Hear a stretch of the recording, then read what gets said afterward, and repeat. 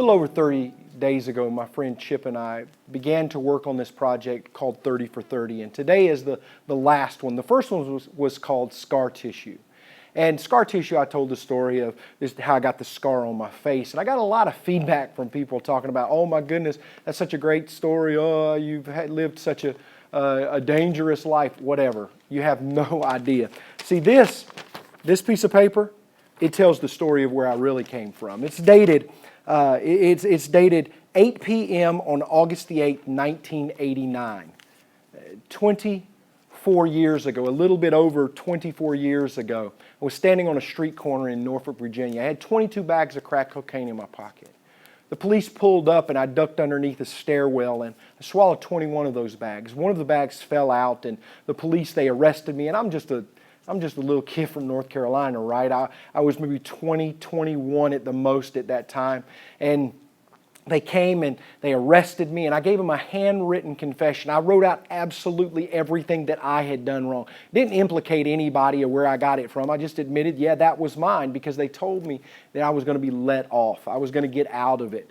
Yeah, that wasn't true. I had to end up getting a lawyer and going to court, and I was guilty. I just admitted to you 24 years later that I had 22 bags of crack cocaine on my person, and I was guilty and was facing a minimum of 10 years in prison.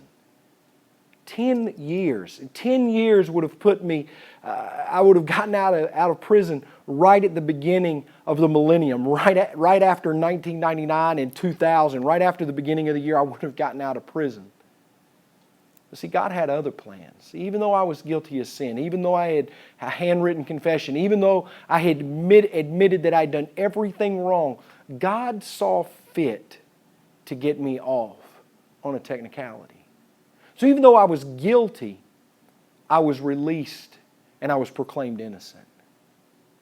When I was 12 years old, I was laying in the bed and I heard the audible voice of God calling me to the ministry, calling me to His work.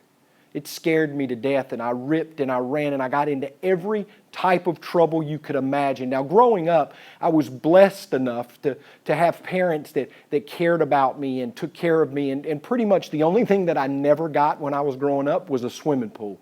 And to this day, I have yet to own a swimming pool other than the ones that the girls used to play in when they were kids.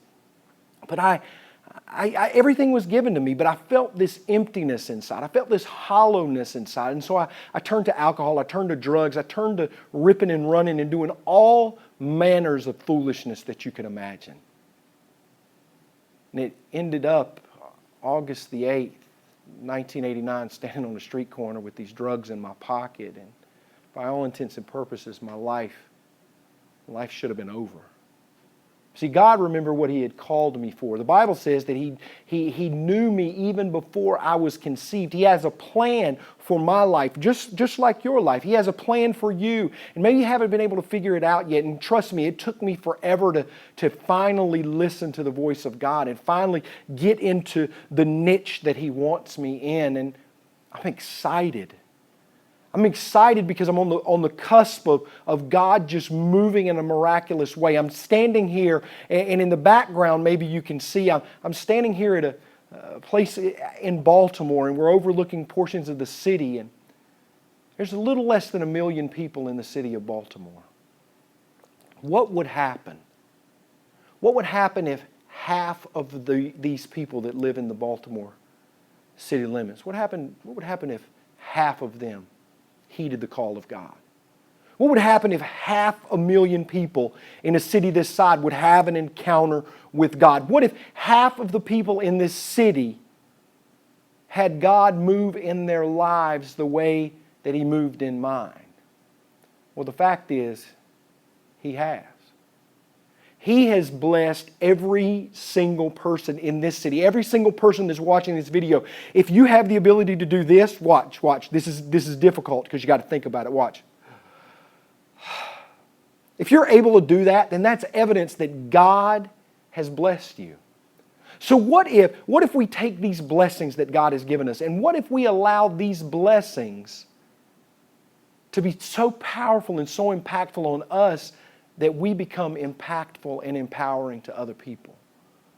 I believe that God has called each and every one of us to a special purpose, designed us for greatness. God doesn't make junk. He's designed you to be awesome. He's designed you to be great. And here I am standing on the cusp of my destiny, right? When 24 years ago I stood on a street corner hundreds of miles away from here with 22 bags of crack cocaine in my pocket, and the devil thought that he had me that day. But God had other plans. John chapter 8 and verse 36 says that when the Son of Man sets you free, you shall be free indeed.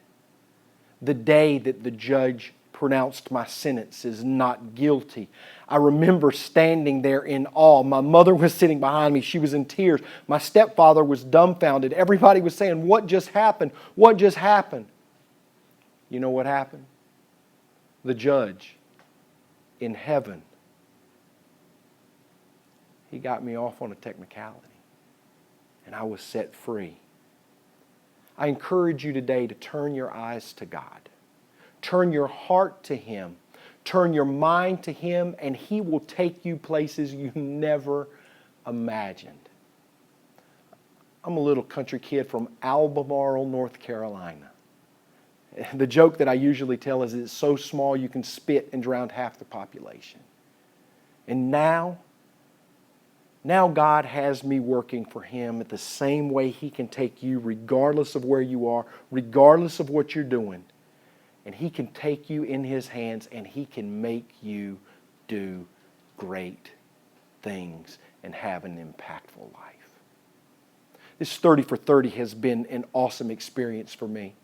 And I pray that you will continue to move forward in your walk with Him. And I'll continue to pray for you. And I know that God is going to bless you 10 times as much as He's ever blessed me. Blessings to you.